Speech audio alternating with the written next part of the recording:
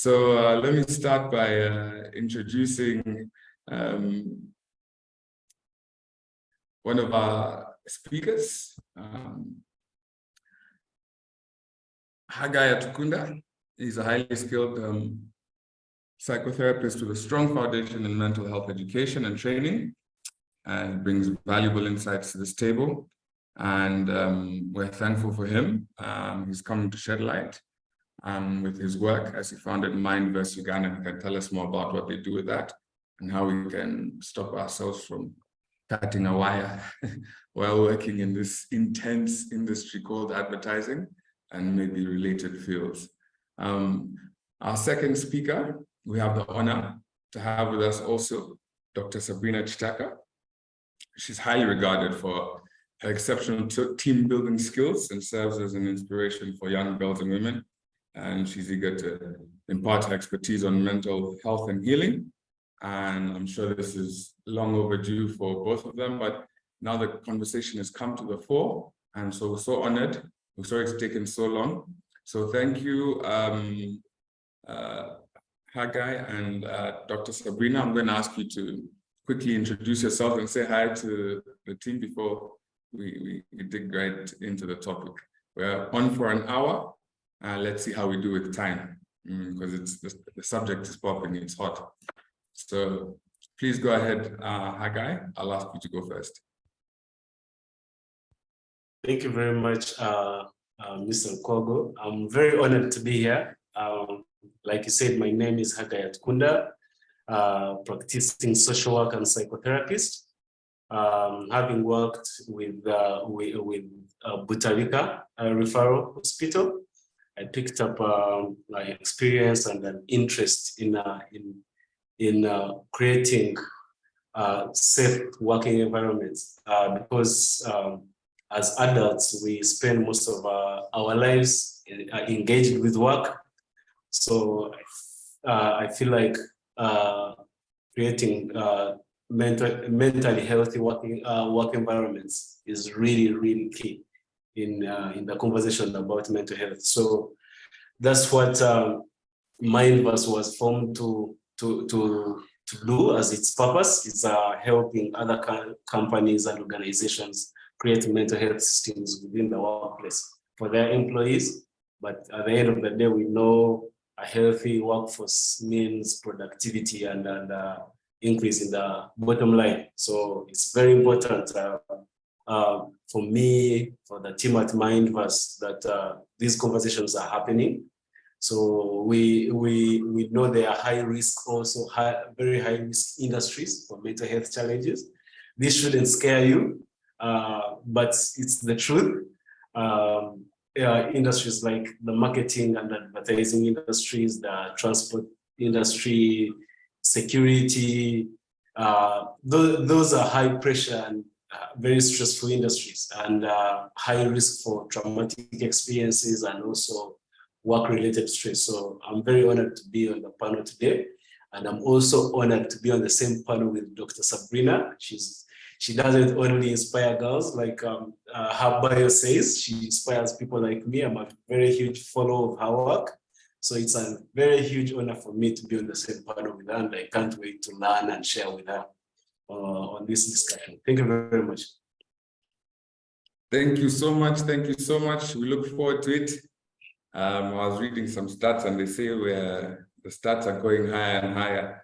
I'm cognizant that we're not going to make fun of the jokes, but people are not necessarily doing good. The stats are not interesting. But before we get into that, and as you said, please, Dr. Sabrina, would you kindly say hello to the panel before we get in? Thank you very much, Yosia, and thank you, Haggai, for your kind words. My name is Sabrina, and I am a pediatrician. I teach here at Makerere University. I do adolescent medicine, and that gets me in touch with many young people who sometimes are depressed or who need somebody to speak with them. Jim Rohn once said, "One person caring about another represents life's greatest value."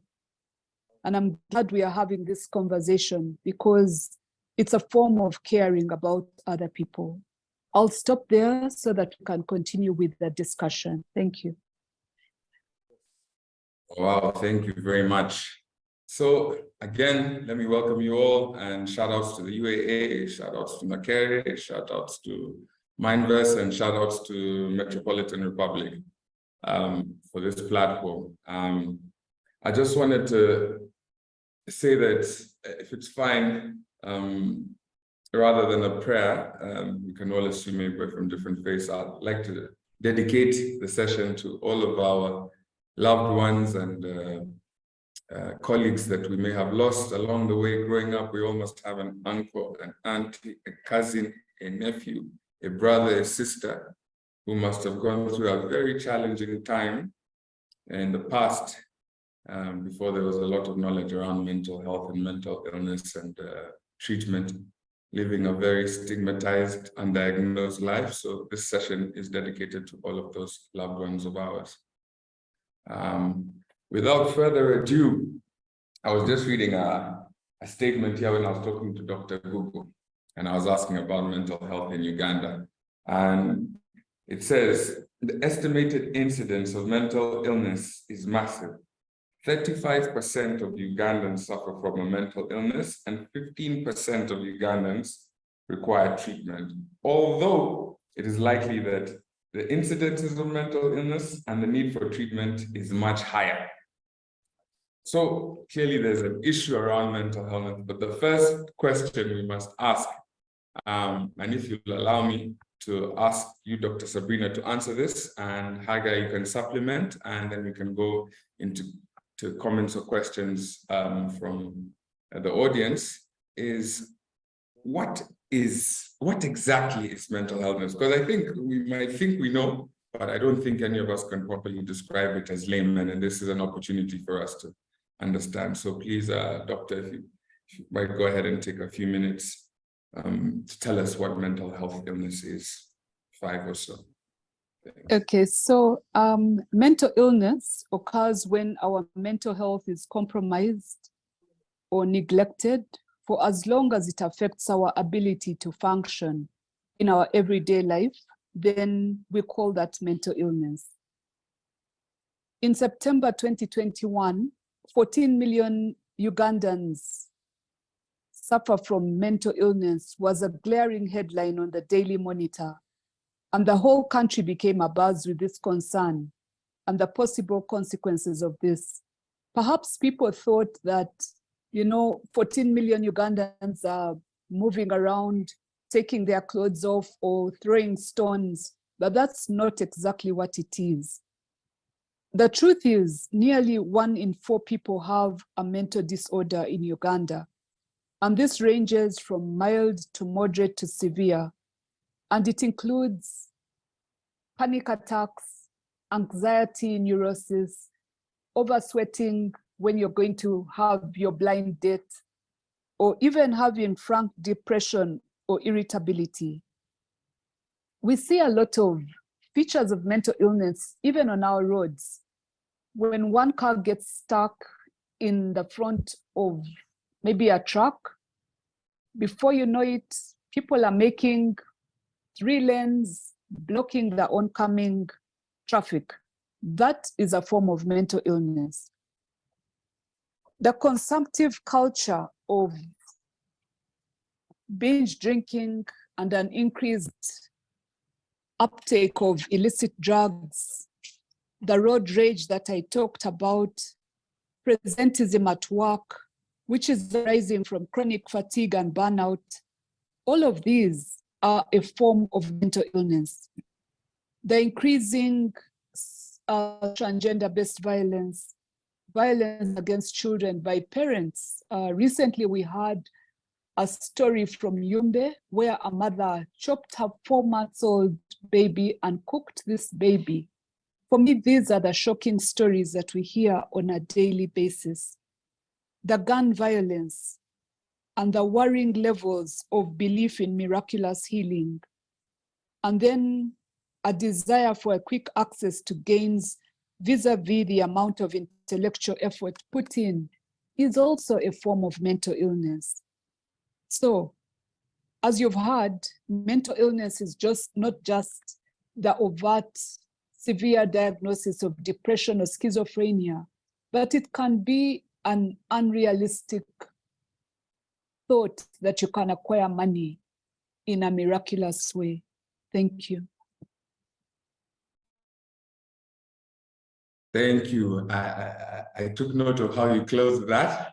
I won't comment, but yeah, it seems to be the talk because it's glaring right now. But these are the issues our society are facing and have to deal with. So, and we're not outside of our society. I think in the workplace, we can all relate to any one of those incidences. So thanks for that definition. Haggai, do you want to support or supplement at all as we proceed? Maybe one or two things, but she clearly described what mental health is and what it looks like. What I can add is I always tell people mental health is how you feel, act, and be and think in the moment. So your thoughts, your feelings, and your actions always describe where you are mentally. Also, one thing they used to tell us is that if you have a head, you're a candidate to mental illness. So all of us are candidates, and for adults, it's even worse when you have needs. We all have needs we need to meet every day, and because the work we put into meet these needs comes with stressors or hurdles we need to skip over. So any amount of stress also can lead to mental illness. And then the other thing maybe lastly is that she talked about the social problems we see.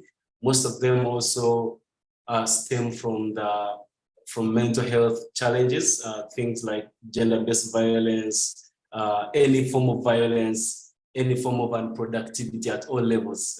Most times it's tied to mental well-being of an individual, group, or even the community. So it's very important, and she described it to the right way, and that's all I can add maybe. Actually, that's good because you've actually led into my next question. But just, I mean, which is what are the causes, which I'm going to pose to you and then ask Dr. Sabrina to supplement. But you know, like, is it safe to say, or it's safe to say, I think that, you know, this is a byproduct mainly of, you know, modern society, the way we've changed how we've structured our lives, what the pressures are, what the demands are. I guess many things, but one of them is the way society is structured now, KPIs and all of those sort of words, as opposed to before what maybe other challenge. The KPIs were different. These days, you know, we're always on. And we have to be on and on and on. And then also, is there things around, you know, management of expectations and all that sort of stuff? Because in addition to modern society being as it is, from my small research, I saw that COVID was a significant factor and, you know, tipping point where now all of a sudden the mental illness cases increased, I suppose, because of inability to meet KPIs, you know, and all of the economic challenges that came with, you know, a breadwinner having to sit at home and sit on their hands, and maybe they didn't have any other way of coping with the pressures except by going to work, and now they had to deal with them. So my other question is, you know, you touched on them, but what are the causes?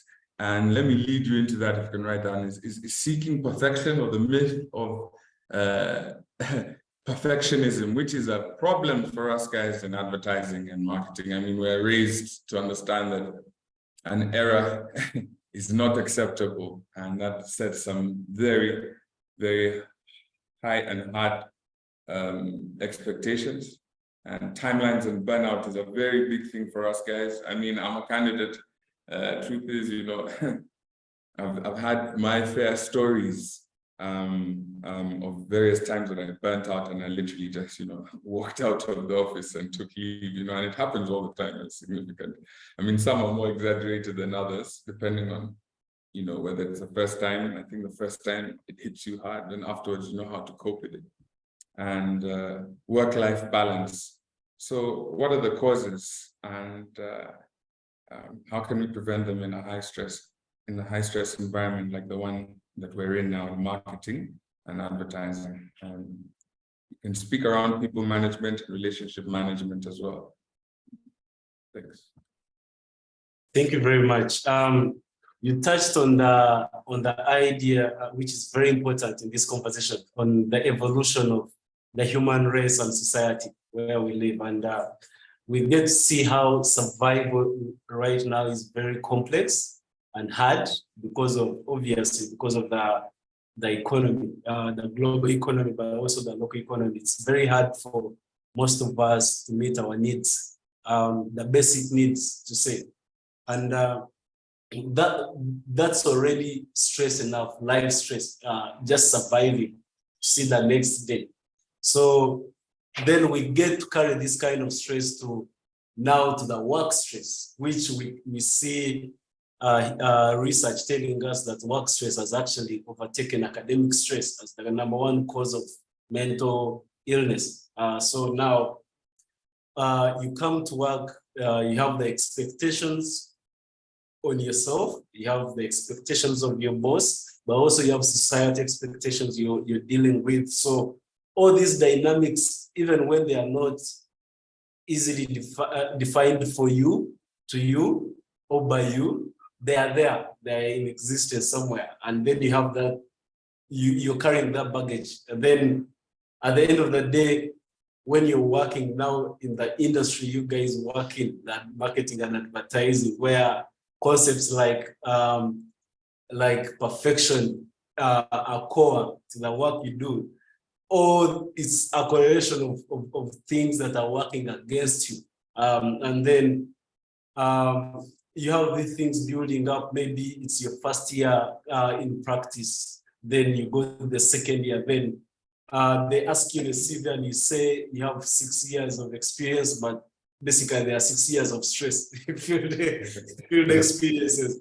So, and then COVID comes, and then survival that was really hard now becomes impossible, because now your job is taken away. And that's the only source of survival you had. And then now the anxiety kicks in of the uncertainty for the future. You don't know what. Most of us were living, hoping for the next day to end before it starts in COVID. So it becomes really, really hard. And then that was the tipping point. It didn't cause, but it led to it took most of us the breaking point, which we all have. We all have different resilient points and abilities. So it always takes such an extreme experience that might seem normal for some person, but for you as a person might be your breaking point. So it was the build-up of this, and it's not to blame on the individuals as it's a societal problem, but it also provided an avenue for discussing these very important things. So it showed us how far we have to go as a people. And so yeah, those are the two main causes of mental illness: the work stress, and then the how hard it is to survive. And then these other things now work against us. The relationships we have at work, the expectations we have for ourselves and society expectations, and then it leads to self-destructing behavior like drinking and using drugs, which also can now lead to other form of mental illnesses. So it's a collection of things, but it's a lot of things that we need to define easily for our people. So I would say work-related stress. There will never be a day, I'll end by this, there will never be a day where you wake up and you have 100% things working for you. That's why we wake up to go to work. And so what you have to do as a preventive measure is when you wake up, you have to identify the things that are working for you and working against you. So that's the division you have to. So what is that working for you? Okay, I have transport to go to work. I can meet my basic needs for today. That's okay. Then what? Maybe I'm chasing a sale or whatever, and then there's a deadline, but the client is telling me. So those are things working against you that you need to easily define. When you understand that, that's a good way to start on that. And also for perfection, I know you do a campaign in your industry, and then the client has 1,000 changes, but he wants the product to run or project to run in 2 hours. Then they send. I know this. I have seen this. It's very hard. So those are things that cause stress, work-related stress. Then when you add them to your personal needs and endeavors, it works against you. But the good thing is that we are now starting to define these things, these stressors. It's a good start. It's a good way to start. That's the best way to prevent mental illness, defining and understanding these problems. Thank you. That's so awesome. Actually, you've closed it on a very pertinent transitionary point about defining it, you know, and starting to have the conversation as we continue to unpack. By the audience, I hope you're with me. Those of you guys who are still under the covers on the video at home, please know that I'm going to ask everybody at the end to switch on their cameras for a group selfie, a group photo. So you have time now to pretend that you're not watching from bed, if you are, and I hope you're all still with me. We're just about to open up the floor for questions, but let me just ask while it's hot so that Dr. Sabrina, I'm sorry if you can go on the back of what Haggai was saying. He was talking about the causes. I think we exhausted that unless you want to supplement, but that leads into what are the signs, because we know what causes them, but we may think that, yeah, me, I'm steady, me, I'm easy.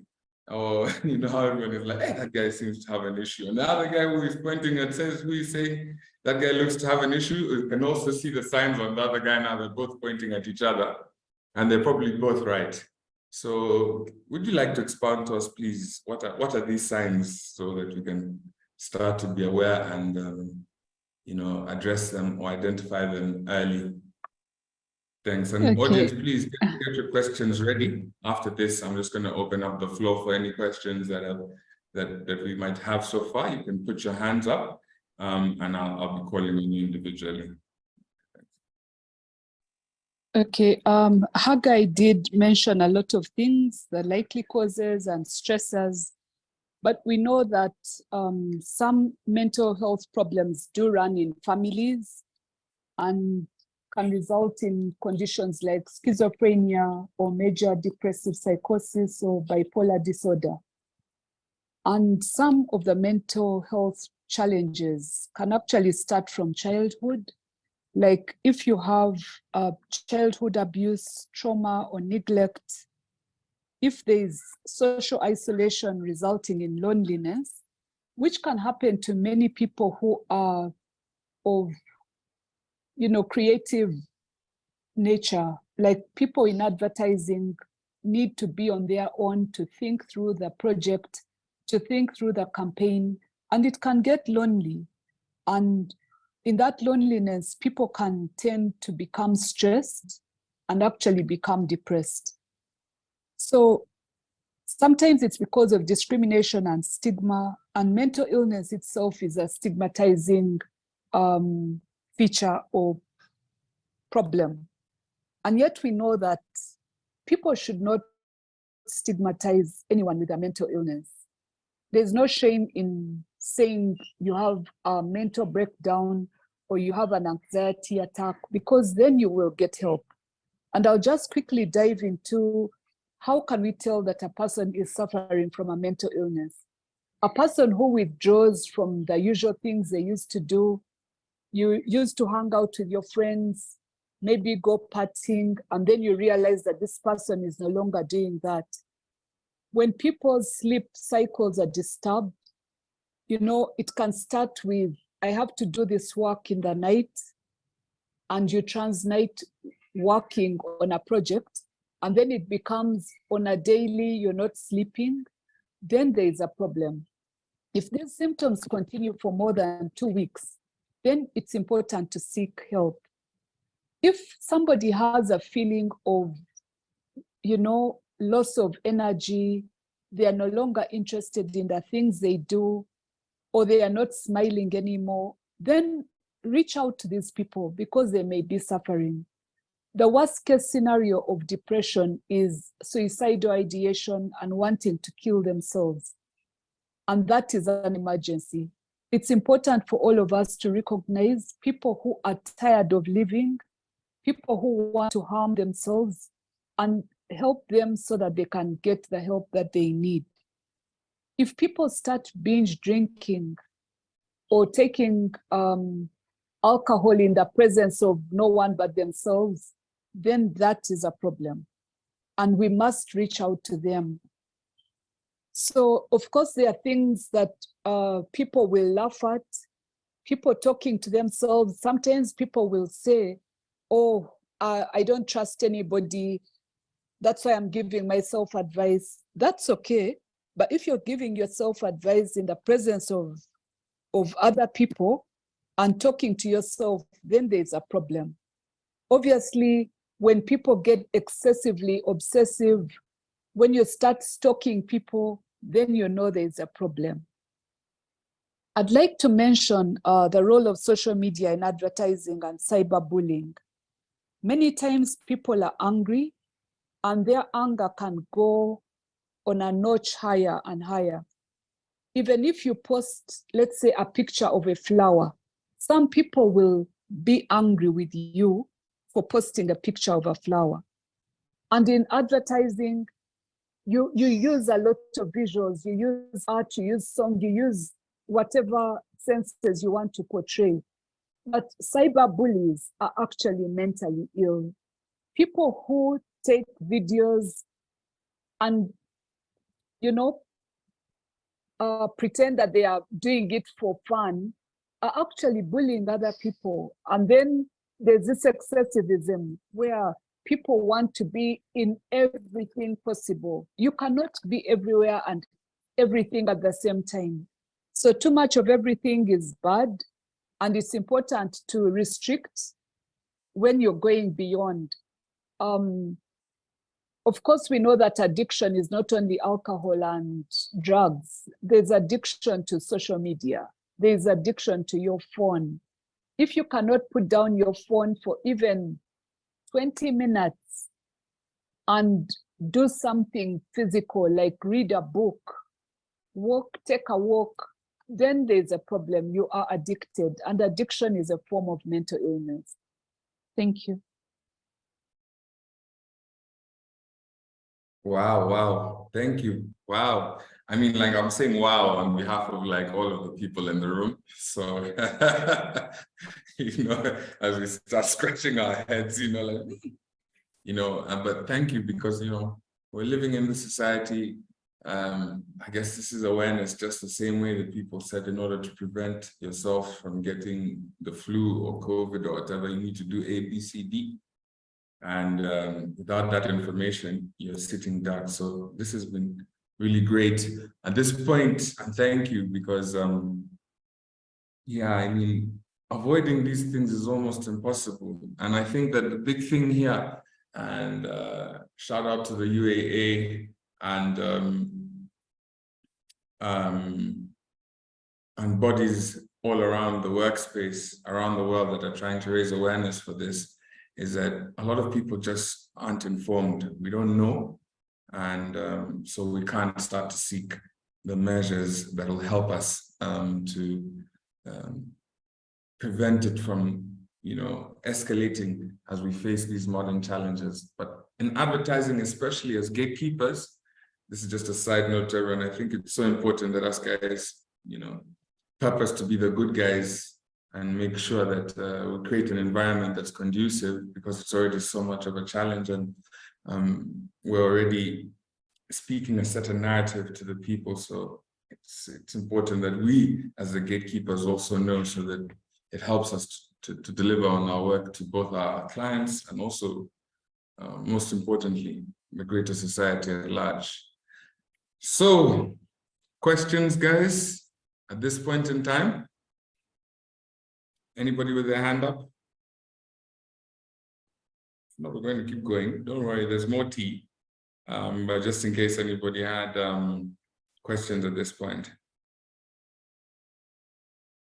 No.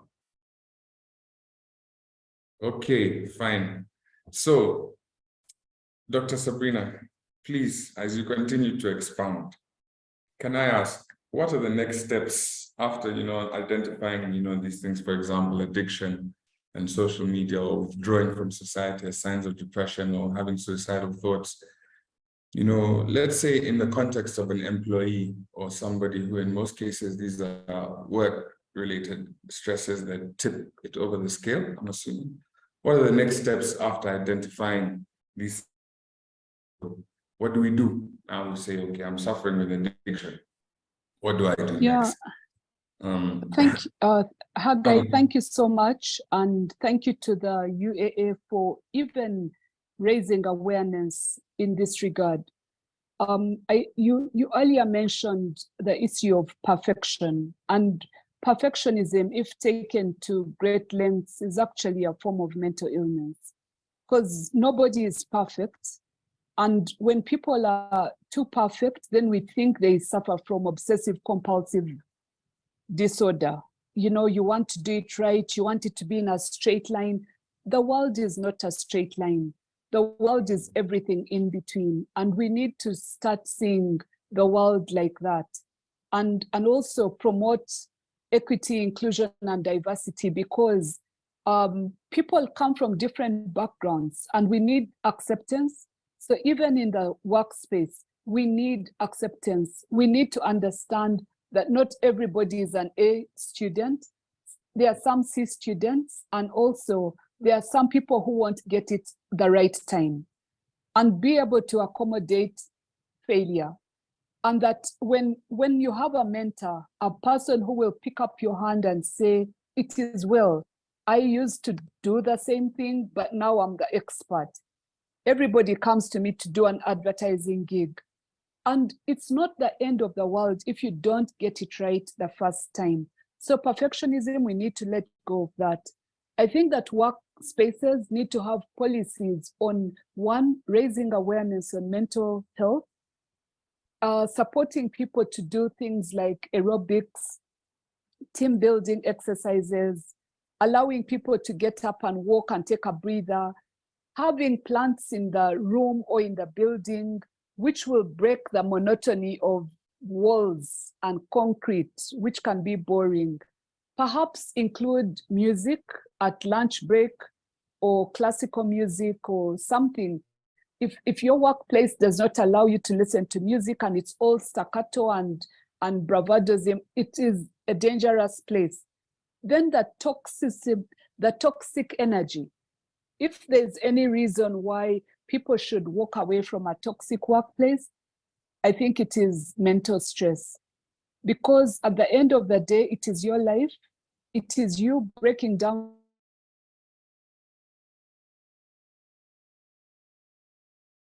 Oh, we lost you there. Are you back?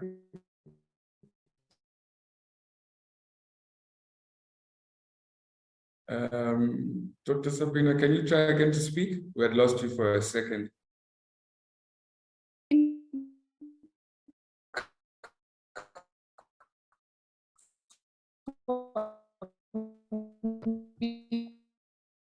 Oh, the network has gone a bit right in the middle of the juice. This is for promoting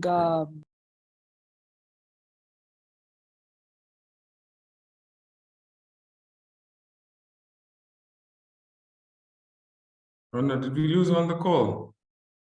Oh, that's a shame. Okay, as we wait for her to come back on and carry on, Haggai, she was talking about, the steps that the office can take to make things better. It's a good thing my boss is on the sorry, call. I'm back. Okay, Karen. Sorry about that. No I don't problem. know where I stopped, but just to summarize that workspaces should include policies that allow for leave, allow for relaxation and team building, and ensure that people do aerobics.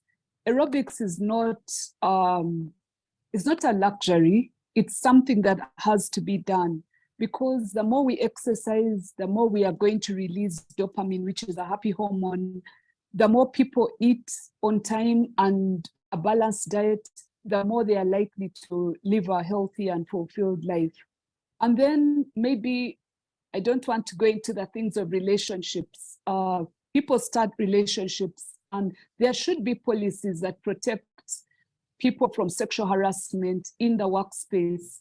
Because we've seen situations where in the advertising industry or even in the film industry, where the bosses do carpet interviews, but I don't want to go into that at this point.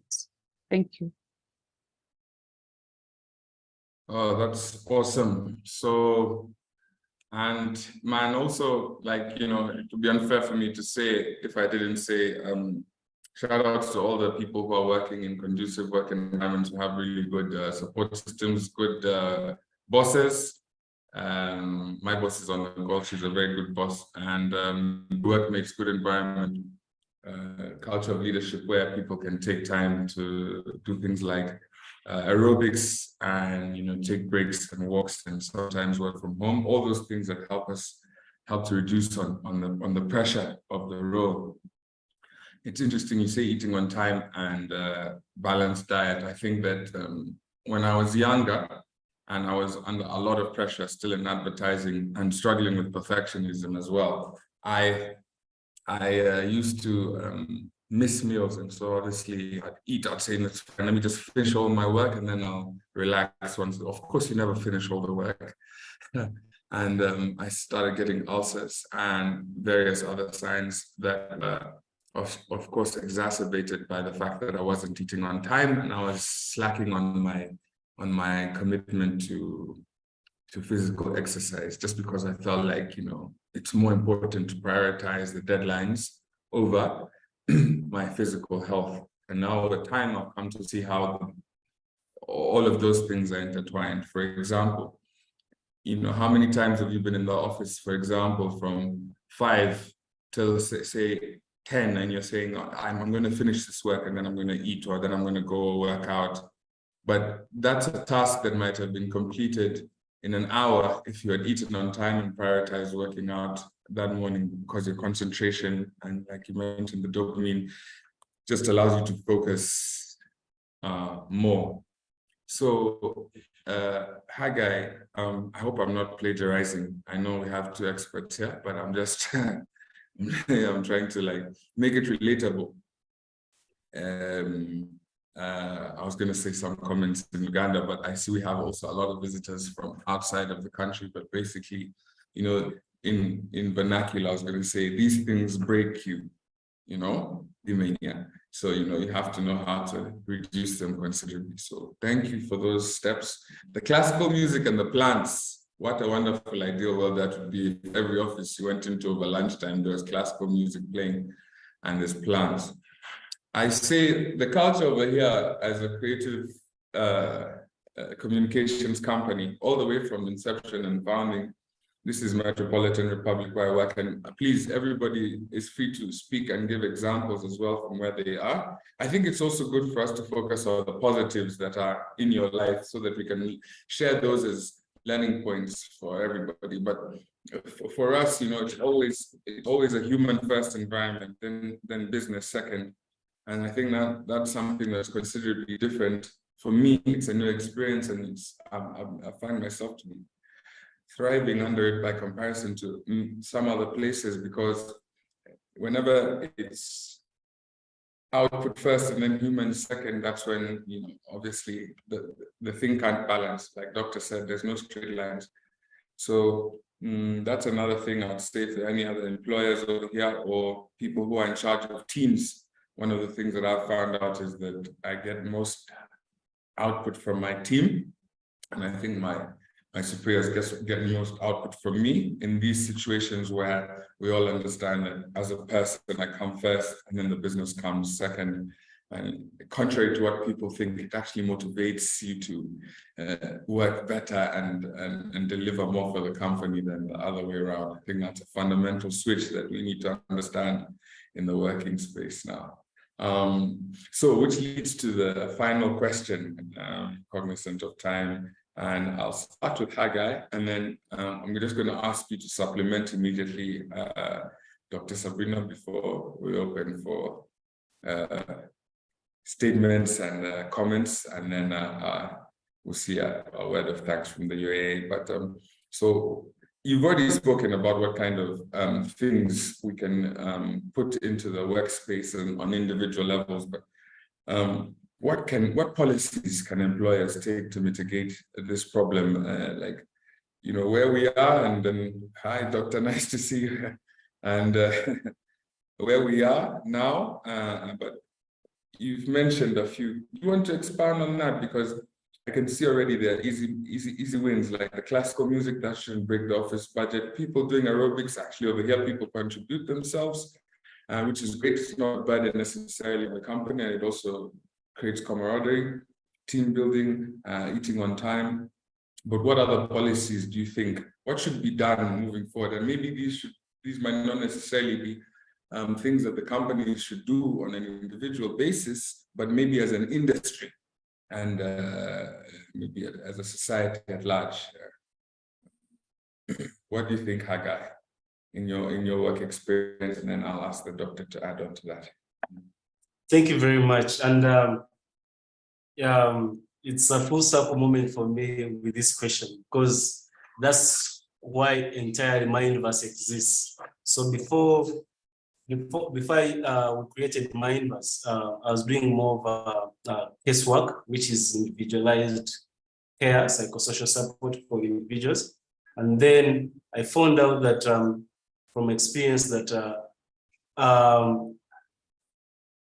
practices or approaches that work for groups or even industries, actually, when they trickle down, they have a more sustainable impact on mental health for the people they serve. So what we do at KANVAS is that we work with companies to create a system, more so a culture for mental health or well-being or mindfulness in the workspace.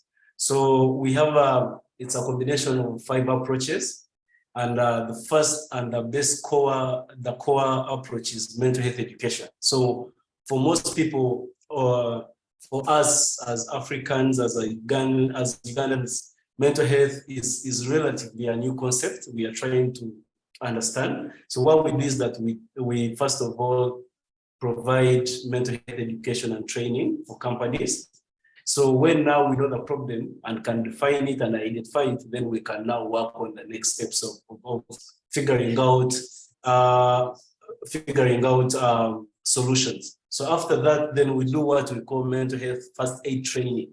So companies now have a chance where volunteers within the team go through a very rigorous training of how to identify mental health cases at work and provide emergency care and support before they go in for the extensive and more professional support. So they know where to refer, how to identify, and these are very important parts of the team, because now it's someone trusted within that has first of all access to people, and they can trust, and they are informal relationships and formal relationships with the work. So it's very important for companies to have at least 1 or 2 people that play that role. So we train them in mental health first aid, and then for industries like we had identified earlier, like the marketing and advertising industry, which is high risk for mental health challenges because of the demands of the industry and the nature of the work you do. There's what we call trauma risk management. So for other industries like security, transport, where in the line of work you can someone experiences or witnesses a traumatic experience, it has a ripple effect on them and the team. So there has to be someone in place to be able to identify that person and provide care and see if there is need for extended care. Then we also provide what we call return at work. So we've identified that return at work services. So normally the benefits or employee assistance programs that exist already in companies are maternity leave, sick leave, but these are normal experiences. So when someone has goes on a sick leave and they come back, hey, how are you doing? Doing better. But for mental health, it's different because most times we don't want to share this business with other people. But people you work with, those are people you spend the most time with.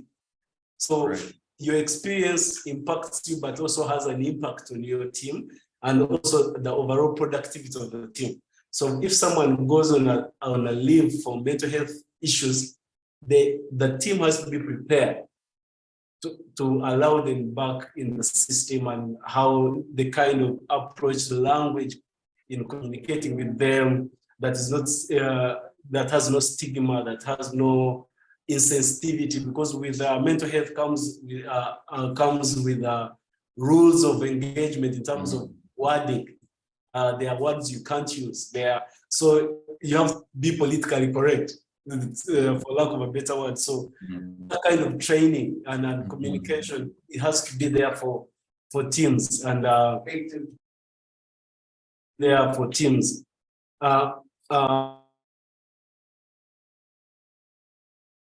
Oh, you just went on mute, Katana. Sorry about that. So after return to work services, then we are now working on how to digitalize mental health services in the workplace. So we have a digital tool we call Happy at Work. Then this digital tool companies can employ to have real-time data and conversations about the well-being, the mental well-being of the team. So it's something we provide with companies. And then the core of all this is a mental health policy. So now what we do with companies, we work with the company to do a needs assessment and then find out the structure and dynamics within the company and create a customized policy for your company. And this informs everything. So we know at all levels what role you have to play. What's your responsibility? If you have a crisis at work, who does what? So all these things I've mentioned, the 4-5 approaches, are well stipulated in the policy. And I think it's a culture that companies ought to take up, because like I said in the beginning, as adults, we don't know when we are going to retire. I don't know if I'm ever going to retire. So we spend over 90% of our lives engaged with work. So it's very important for us to acknowledge that the work we do has an impact on our mental health, but also our mental health has an impact on the productivity we provide at work. We do how efficient we are in the workplace. So those are, for my KANVAS, that's the approach we use. And also we know that there's limited research in mental health, not for only Uganda, but for Africa. So most of the approaches we use in care are informed by data that is not Africanized, is not Ugandanized. So that's another approach we are taking, more research, more, we have to have data that is related to the problems we face here. So those are the things we do. But Dr. Sabrina, Dr. Sabrina mentioned something very important. The self-care things we can have, the music, the aerobics, but we find that most companies actually wait for the end of the year party to take their staff maybe in Ginger or wherever, and then for a weekend, and then they do the aerobics. So it's a one-time thing, so it has to be something daily. It has to be a culture, a lifestyle that we adopt as individuals, but as teams.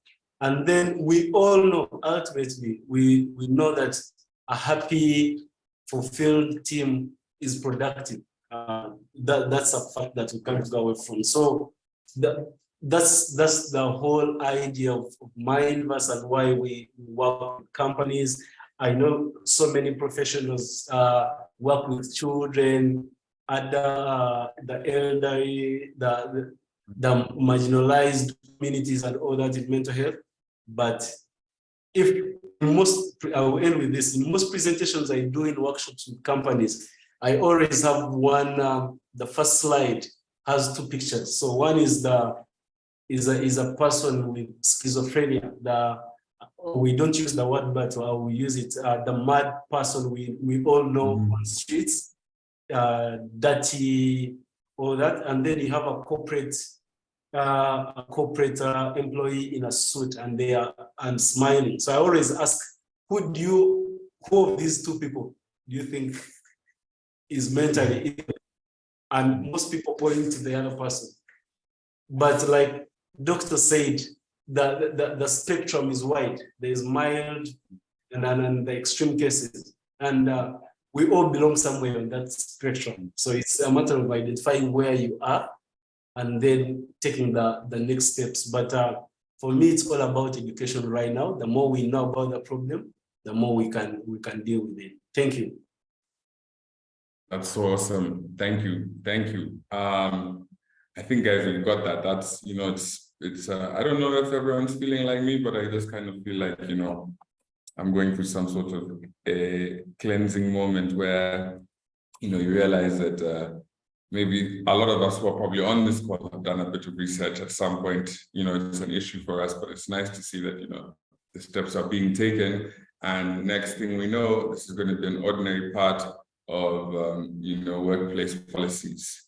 And in closing, I'd just like to ask, because I know we're 5 minutes over time, even though we started late, and I don't want us to all drop off the call before anyone gets a chance to say hi and take a picture and for us to receive closing remarks. So, Dr. Sabrina, any closing remarks that you'd like to leave us with for just a minute or two? Yeah, I just experienced a possible, you know, being flustered, and my gosh, when we were starting this webinar, my video did not work and I was put under pressure. Turn on your video, my goodness. But in my work, I have learned to remain calm, because if you cannot solve a problem, what are you supposed to do? You can't pull yourself apart. So I had a backup. I used my phone, and you could see my picture. You couldn't see me smiling. Yeah. And called the IT specialist, because he is the specialist to fix a computer. And I hope this didn't perturb anyone in any way. For me, it was just a clear example of remain calm amidst adversity. And that is what we call doing your best at every single moment. Okay? So for me, this was a real practical example, because I would have said, I can't turn on my video, I'm not going to do it, I'm sorry, blah, blah. But thank you for tolerating my inadequacy at the point. So, so what I want to say is mental health. Mental health is fundamentally personal and subjective. And there's a very thin line between being mentally well and mentally unwell. If you've ever missed a flight, you know exactly what I'm talking about. From being the calm, my gosh, I'm about to board the plane, to sorry, you can't board this plane. And you're literally behaving like an animal. So we need to learn how to remain calm amidst every single problem, because problems won't stop. And being aware of the presence is being mindful, and practicing mindfulness on a daily basis is something we should all learn to practice. Being in the presence, and even learning how to breathe. Just breathe in, breathe out, keep calm, stay calm. Get somebody who is a friend, who will mentor you, but also laugh with you from, you know, the depth of your tummy. Laugh hard every day. And then sleeping enough is so important. But even smiling, I hope everyone, where you are, you can smile. my dear friend Annette, who invited me. And then just feeling at peace with oneself. I want to say thank you. This conversation cannot stop now.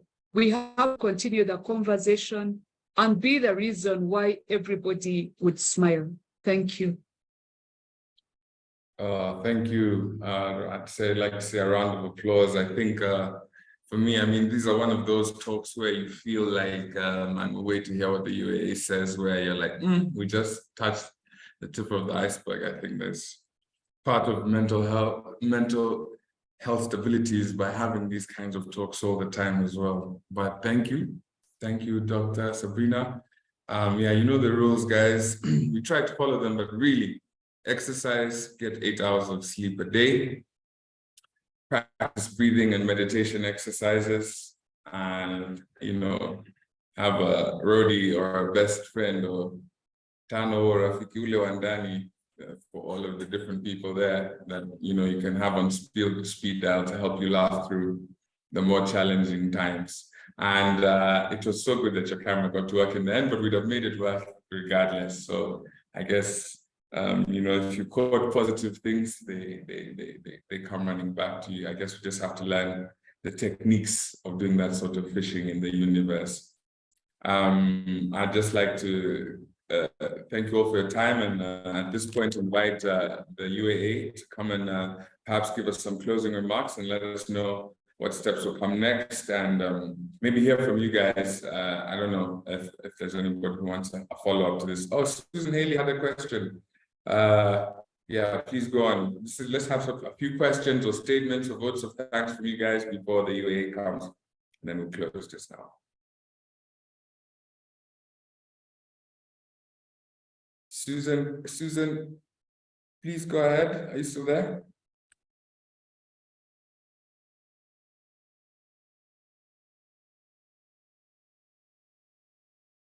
Okay, maybe we had missed it. It was earlier. So anybody else with questions or comments before we go? You guys are quiet. I know you're probably processing. Yosia. Yes. Mambo Baba. Very well, man. How are you doing? Fine, thank you. I think thanks for joining. Right. Thank you. Thank you very much for today's talk. And I'm aware I'm at a client's event, so apologies for the noise in the background. No, it's fine. You can hear you.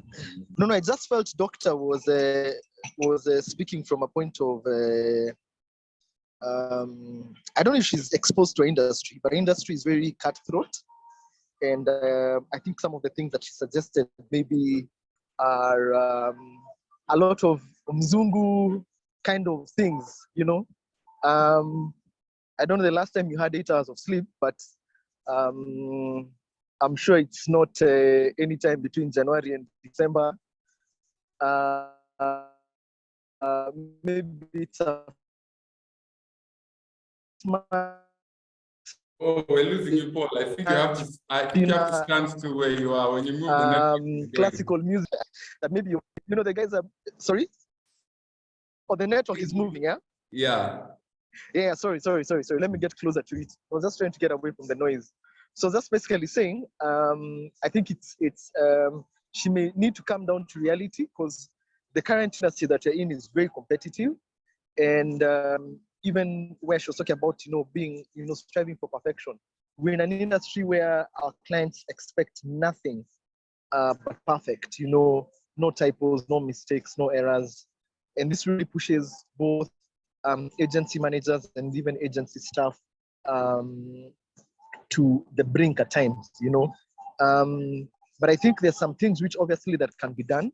Obviously, in terms of work-life balance, we've seen some agencies really try and do that, socializing, giving people time to exercise, ensure that there is leave, make sure that things like late briefs are either pushed back to the client or their times are renegotiated for the deadlines. But I'll just basically encourage everyone to at least, if anything, just try and push an 8 to 5. That's number one. Number 2, have their weekends free and free of any work. And then the last one is just basically do something outside of your normal 8 to 5. Take on a sport, take on music. I think we've seen Francis Kasura do that from fireworks. We've got guys who are rugby players and DJs in our team, for example, at Capital One. So it just basically helps them just unwind and refresh and just fuel the creative abilities better. But thank you very much for the talk, and it was very nice to engage with you guys. And thank you very much, Doctor, and the rest of the team on the call. Cheers. Well, I just wanted to tell you that in my small way, I am also in your industry because I do marketing and social media influencing. So I totally understand where you're coming from. But I still insist and say that perfectionism is a detriment to many people.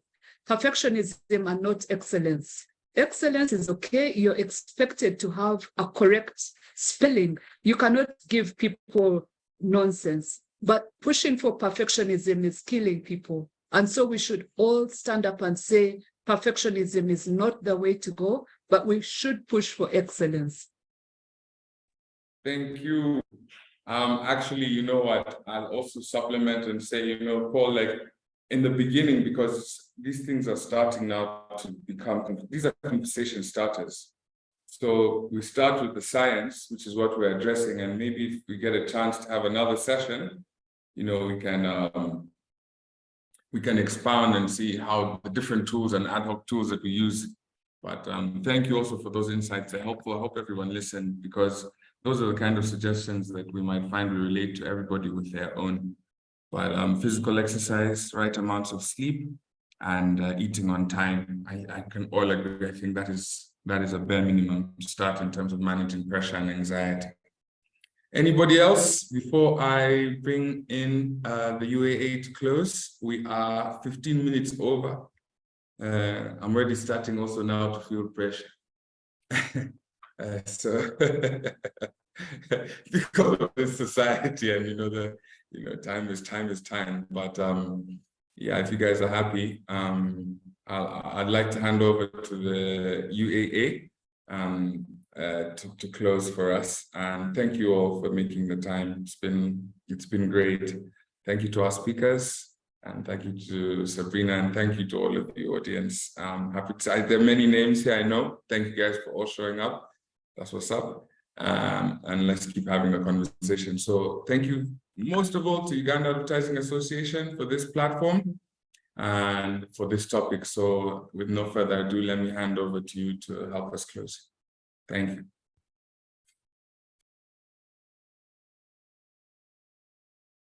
Thank you, our panelists. We know we approached you at a very late date, but you've made it more interesting. And I just want to tell people that this is just a candle on this topic. We've drilled on with this topic. The issue is visible right now. We need to equip the nearest person who lives with you, because most of the time we are at work. Who is your neighbor? How are they doing? Checking on each other, even when we've seen that we're attached to Mad Advertising or Mad McCann, and we are victims of this issue, or some of you, as you know.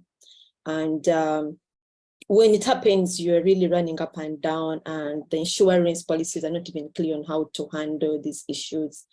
So when we bring up these topics, just know, like the doctors have said and all the speakers, anyone can be a victim to this issue, because it comes quietly, but the impact is very loud. So this is just a candle, and I'm just glad it has tied in well with our previous our June webinar. And maybe just on that note, just to know all these webinars are uploaded on our website. Please visit and see what has been done for the last 2 years. All the topics you've missed are there. And tying into this one, I think the June webinar is very close to what we are talking about. because the general webinar was about human resource and how employees can be handled. And when you talk about relaxing music and aerobics and the like, I think it's tying in very well, coming back to the awareness of everyone, especially at work. Yes, I would like to close this webinar, thanking all the members who have turned up. Most of you managers and agency owners, thank you, Paul, Josephine, you're all here. Thank you for being here. I see members from the publicity committee, the Uganda Advertising Publicity Committee, who are responsible for organizing these webinars. The webinars happen every last Wednesday of every month. We have very interesting topics. We have a calendar which we share if you want to know what is coming. But at this point, I would like to maybe call a hint about members in the industry. The Silverback Awards are back in November. Please look out for the activities that are going to happen. Please participate and get ready to win. But don't, just keep mentally healthy so that when you win, it is really part of the journey and we celebrate together. Thank you very much. And I wish you a very nice week that is left. Thank you. Thank you, thank you. Before we all go, guys, are we doing the selfie thing or not? Are we putting our cameras on? I know people in the US are going to screenshot it nicely. Let's go for it if we can. You had enough warning.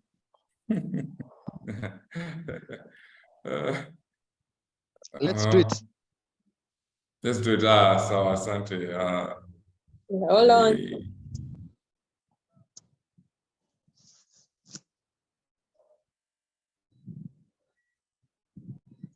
Who's taking the shot, by the